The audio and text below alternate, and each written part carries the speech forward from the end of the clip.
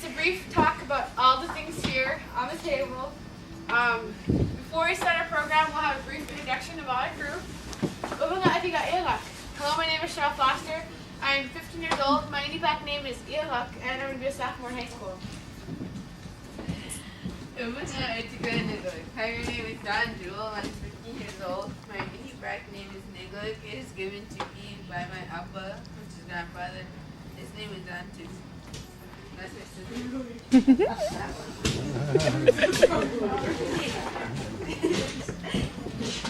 Good morning.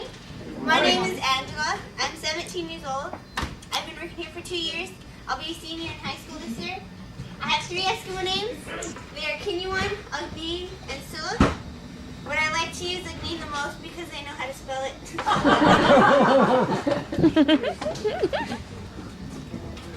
The first part of the College Camp program will be the arts and crafts. Here is the birch bark. This is coming from the birch tree. Now, as you notice from your little ride here to Kotzebue, you probably noticed that we don't have any trees around this Kotzebue area. But in the region that we call the Nanu region, we have 2 main river systems, the Kobuk River and the Noatak River. And that's where we go down and we collect the birch bark.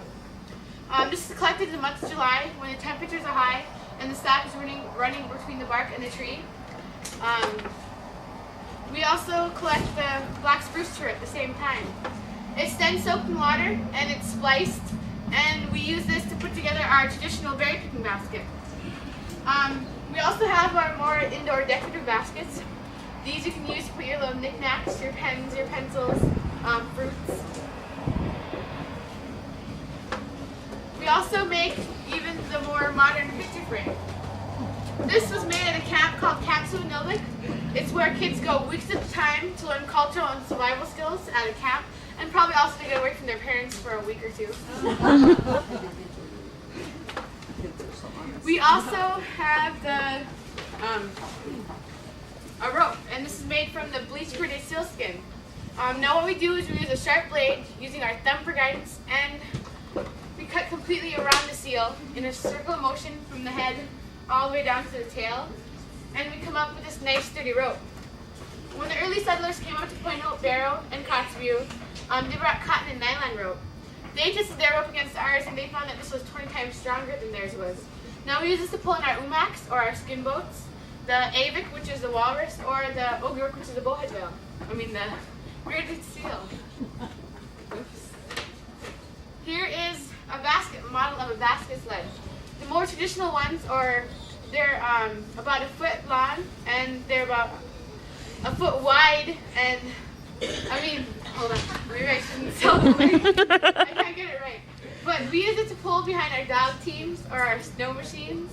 And this is also good when you have a lot of kids during the winter time and you don't have a car. You can just pile your kids on there and bring them to school. It's fun too.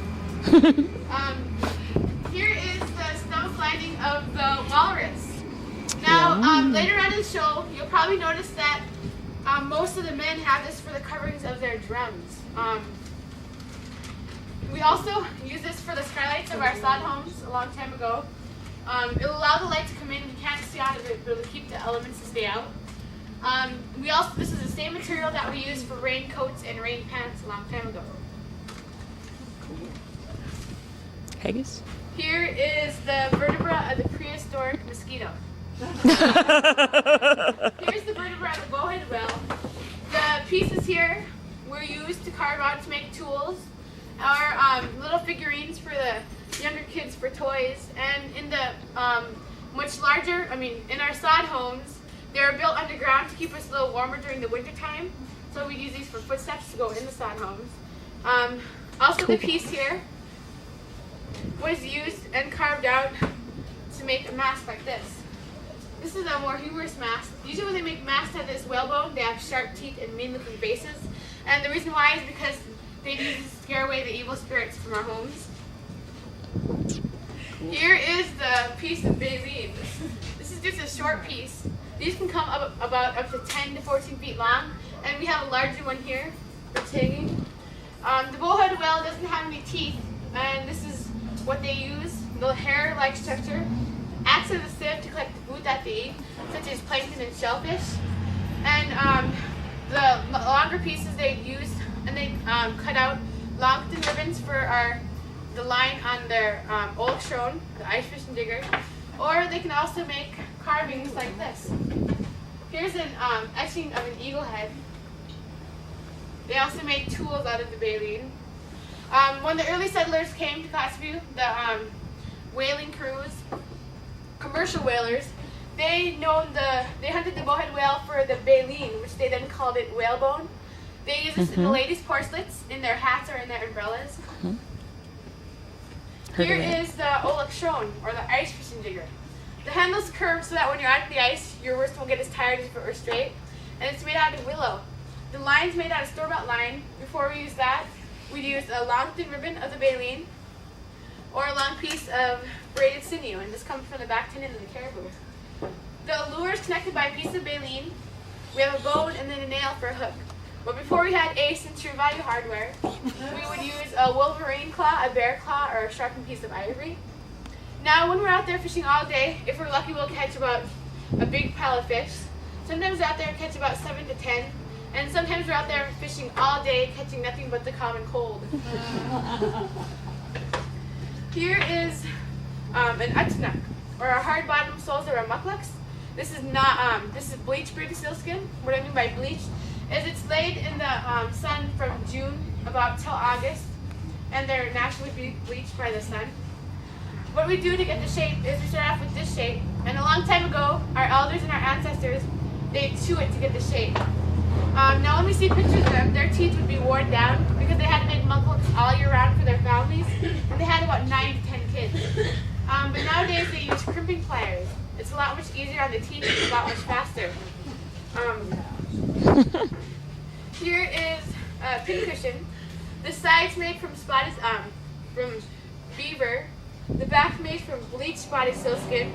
The front's made out of store-bought felt and beads for decoration. And it's stuffed with some moose fur. Here's a needle, and it's made out of carved out of the ivory. Other than this, we'd use the backbone bone of the goose or a whisker from the walrus. But now the older ladies prefer to use a number 7 skin sewing needle. This has 3 edges, and it's a lot much easier. Here is a thimble, also made by bleached British sealskin. Other than this, we use the moose hide, which is nice and thick. Here is the alder willow, shavings from the alder willow bark. Now, we use the star skins. What we do is we stick it in water, kind of like tea, and we let it boil for about until it gets a nice red color. And then we stick our skins in there, and they turn out nice red color. We use this for decoration, for trimmings on our mucklucks, our hats or mittens, or on our fancy parkies. Here is a wooden pelt stretcher. This is just a smaller wooden pelt stretcher. This would be used to stretch the pelts of the hoary marmot, the squirrel, or the muskrat. And over here we have a much larger wooden pelt stretcher. And this is used to stretch the pelts of the much larger animals. What we do is we stick this is a fox pelt. We stick it onto the wooden pelt stretcher, and we let it dry for about 3 weeks to 4 weeks to a month. And then once it's dry, we take our ikun or tune, our wooden pelt scraper, and what we do is we scrape off all the excess fat and membrane and all the extra blood on the fur. And then once that's done, we have a tanning solution. One of the traditional tanning solutions would be a mixture of raw fish eggs, boiled fish meat, and fish broth. But nowadays, people prefer to walk to the store and get some joy soap mayonnaise and water, or a sourdough pancake mix. What we do is we rub the tanning solution throughout the whole pelt, and we let it sit overnight to let it moisten the skin. And then what we do is we take it and we rub it together, and that breaks up all the extra fibers in the skin. And then once that's done, we let it dry for about another week or 2. And once the tanning solution is dry, we scrape off all of the tanning solution. And the inside of the fox pelt, or any fur that we do, should be nice and soft and feel like leather, and ready to be made into trimmings on our hats, parkies, or mittens. This beaver pelt here was done the traditional way, which is the raw fish eggs, boiled fish meat, and fish broth. And it was done by one of the elders here at the culture camp. The last thing I'll talk to you about is the Eskimo yo-yo. The side's made from spotted sealskin. The front and back are made from bleached spotted sealskin, dyed with ink. And we throw the longer string in one direction, And we twirl the other string in the other direction while maintaining the up and down motion of your wrist. And this was used for eye and hand coordination for the younger children as they're growing up. And we have a rock for weight. Now, if you're world travelers, you've probably seen something similar in Hawaii, Fiji, or New Zealand, except their strings are the same length. The reason why we know that here in class is because we have the Discovery Channel, the Learning Channel, and the Travel Channel. At this time, I'll turn you over to Dawn, and she'll explain some of the furs. Thank you.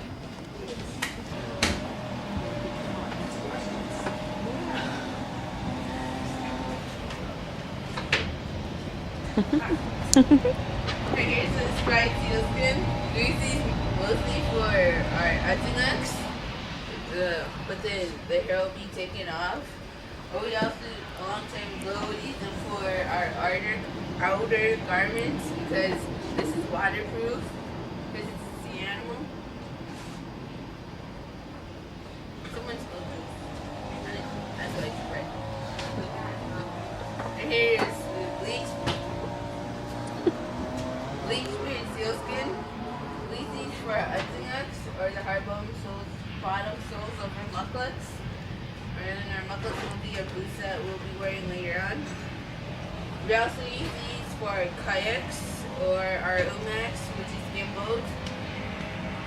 And but we prefer to use the split water side for our umaks because if you have this on the frame of a umak, then it'll be like Titanic all over again if you hit an iceberg. And here's a bag made of the spice sealskin.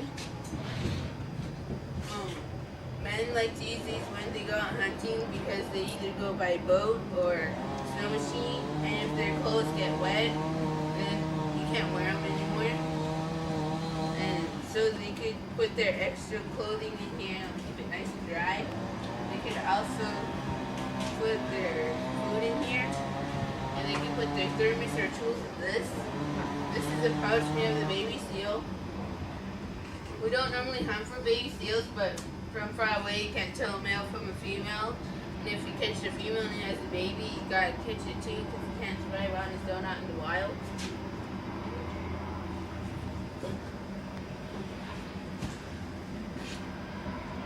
We have two kinds of squirrels. The ground squirrel and the mountain squirrel.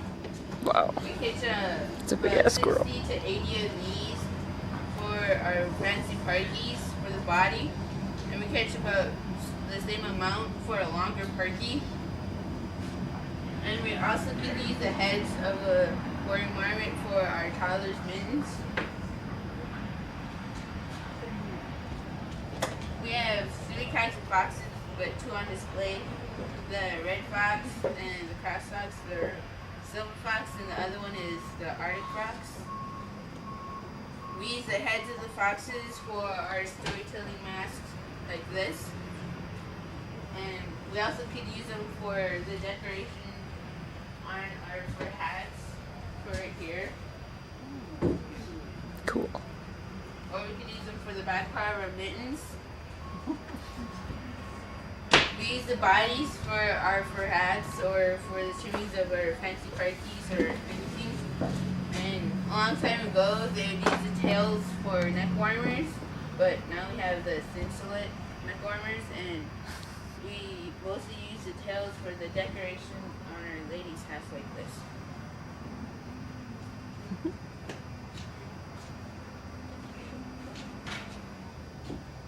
Right here is caribou leggings. We use these mostly for our mucklucks because the hair is hollow and it traps air, and you could use the skin with the fur facing out or inside. And the caribou migrate a lot, and the hair doesn't come off as easy as any part of the other body.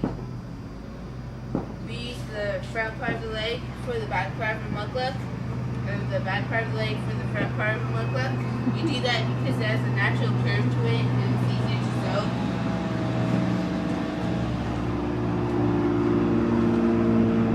Right here's the beaver. We use these mostly for the cuffs of our parkies or for around our heads, our beaver hats, because it has two lengths of fur and it keeps you nice and warm. men prefer to use the beaver hats. Right here's the black wolf. Cool. We use these mostly for our ruffs the length of the hair. and mucklucks because the men, they like to use the wolf ruff. They like to use a wolf ruff on their hunting parkies because it's very fluffy, and if there's blowing snow, then your ruff will creep it out of your face when you're shooting game. The women, they like to use the long hairs of the back for their sunshine ruff. What I mean by sunshine ruff is that your ruff is on your hood, and when you put your hood on, the long hairs will look like the rays of the sun, and your face will look like the face of the sun.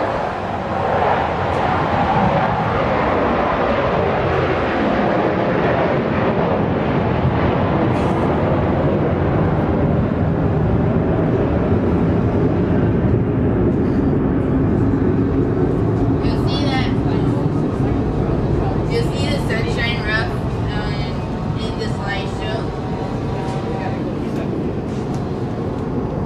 Last thing I'm being talking about is the Wolverine. Wolverine. Wolverine. We use these mostly for our ruffs because the fur has a natural oil to it and it doesn't collect frost. The men, they like to put a thin strip near the face on their hunting parkies so they don't get frostbitten. Because they could be out hunting up to 3 or 4 or 5 days in 60 below zero weather.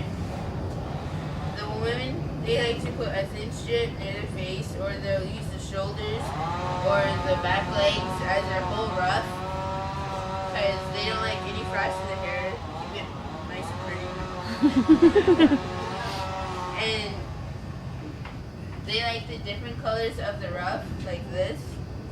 There'll be claws for decorations for it here, but first you'll have to file them down because they'll scratch you. And if you get scratched, you can blame it on your sister. And a long time ago, they didn't have any beads or anything, so they got really fancy with the fur, the different colors. And later on, you'll see some patterns made of fur. And at this time, I'm turning over to my sister to finish up thinking.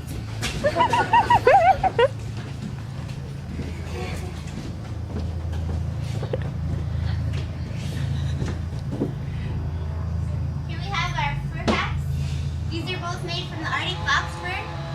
We have Arctic fox on the top for decoration. Inside, keep your ears and cheeks warm. And we have the tail for decoration. Because when you wear this hat, your hair gets covered.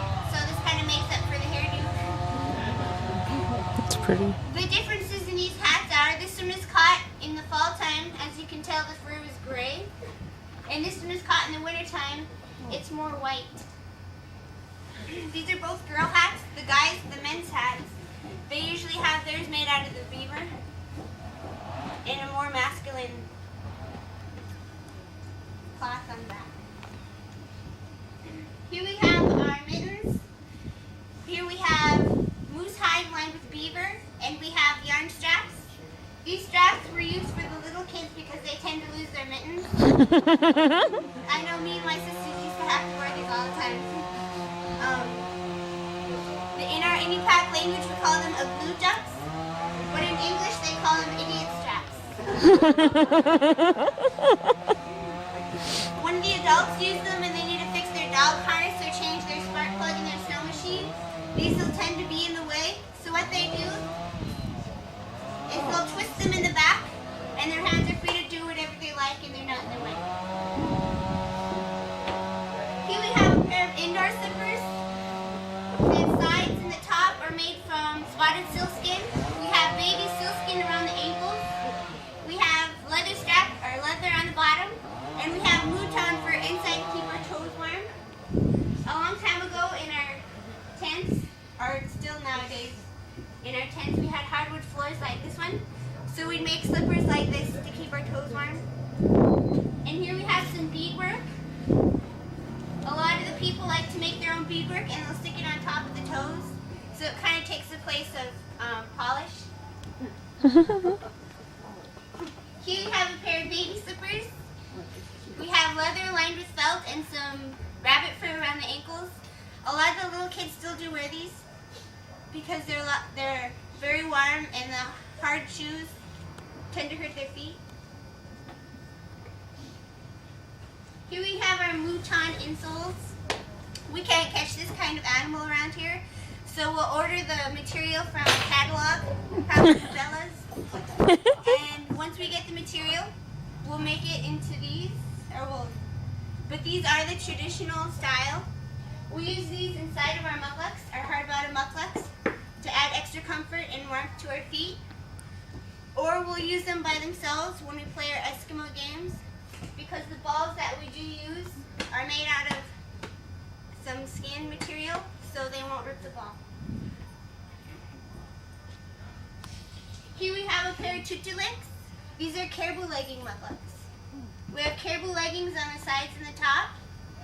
We have non-bleach bearded sealskin on the bottom. And these were traditionally chewed on by the women's teeth. If you'd like to compare them afterwards, you may. Here we have some leather straps. These are used to help keep the muckluck on and to add support to your ankle. So if you're chasing boys and you trip, then you won't hurt your ankle that bad.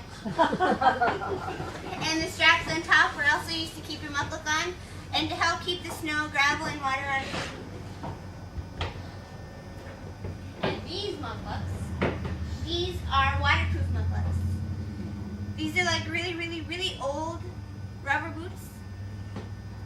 We have non-bleach bearded sealskin on the top and sides. We have bleached bearded sealskin on the bottom for our hard bottom hunting-ups. And the straps on these ones are different from the other ones. They help support the front of your foot as well as the back of your ankle. And the way that they make these waterproof is when they first catch the animal, after they remove the hair, they'll sew it together, making sure that the thread is thicker than the needle. And then when the animal dries, it tends to stick together a lot more, and that's how it becomes waterproof. I'll do the games now. Here we have our Eskimo football. We play this game. It's a lot like soccer. We can't use our arms, it's just our legs. The teams are based upon saltwater people and freshwater people. I'd be a saltwater person since I live along the coast, but the inland people would be the freshwater people. The object of the game, we have poles instead of goals. And the object of the game is you start in the middle. Your team has to bring the ball around your pole and back to the center again. And for the other team to score, they have to bring it around their pole, and back to the center again to score. And this is made from moose hide. It has moose hair inside and a rock for weight. And some other games that we do play are kicking games. We had a really cool ball, but it broke. We'll just use the yo-yos.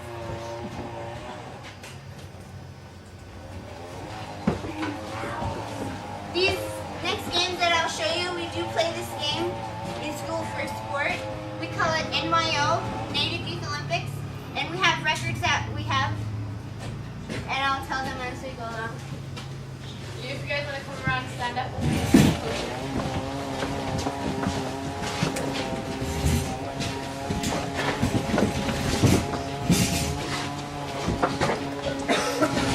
This first kicking game is called the 1-foot high kick. It's where you jump off 2 feet, kick the ball with 1 foot, and land on that same foot that you kicked the ball with, and you have to maintain balance. I'm not that flexible this morning.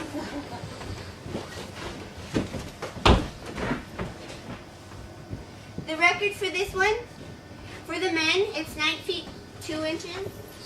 And for the ladies, it just got broken this year and it's 8 feet 5 inches. And I think she was in 11th grade, so we'll probably see her again at state again this year. She'll probably go higher. She's like really tall and skinny. And this next game is the Canadian style 1-foot high kick, or the Alaskan style 1-foot high kick. It's where you hop on 1 foot, kick the ball ball with one foot and land on that same foot that you hit the ball with. So it's like you only have one leg. Yeah. It's a lot harder than the other one. The record for this one for the men is about 8 feet high. And for the ladies, I think it's around 7 feet. This next game is called the 2-foot high kick. It's where you jump off 2 feet, making sure that your feet are together. You kick the ball, and you land on the same 2 feet. Hopefully.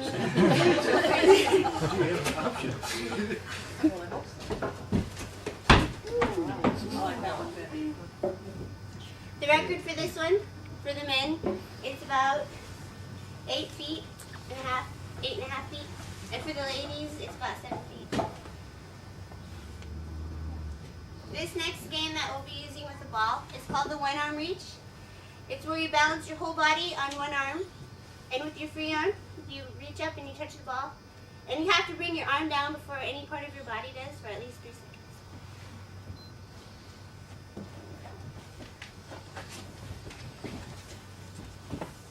Oh no.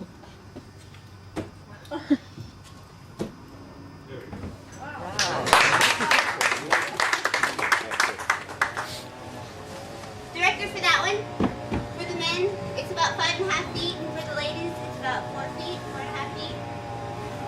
They can go really high. This pretty much concludes our culture camp presentation. Maybe we ask questions. Yeah. You keep talking about going to school. Tell me about how many schools do you have here and how many children are here to go to school? We have 3 schools. Well, we have the elementary school that has about 600 kids. Well, when I went there, it had 600 kids. And we have the high school, and that has about 300 kids, and that includes the middle school. And then we have an ALC, Alternative Learning School. I'm not really sure how many kids go there, but yeah, we have our schools. Oh, and we have a new school that just opened. It's called Mikacho. It's where the kids go and they just learn and they speak the Eskimo language. The whole day they don't speak English. Oh, that's good. So they can keep up with the culture. Yep. That's for the little people. About 2 to 3 years old. 3, 4 years old. Mm, that's cool. You guys can go ahead and look around at the tables and ask any questions you have at the Do table. you have, does anyone still live in your sod homes? Just these girls right here. When they're young of marriageable age, they have to stay in the sod house until they find a husband. No, I'm just kidding.